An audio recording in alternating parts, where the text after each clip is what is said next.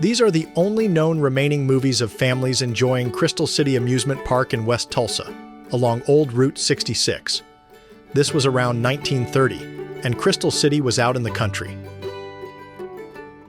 Notice how nicely people dressed even for a casual outing. You'll see a miniature train ride, which was the first of its kind in Oklahoma. Pay particular attention, and in the background you'll see the Zingo roller coaster. It predated the one at Bell's Amusement Park by a few decades.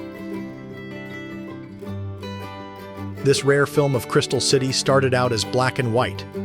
We enhanced it and colorized it using the latest AI tools to give you a rare glimpse at a beloved, long-lost Tulsa landmark.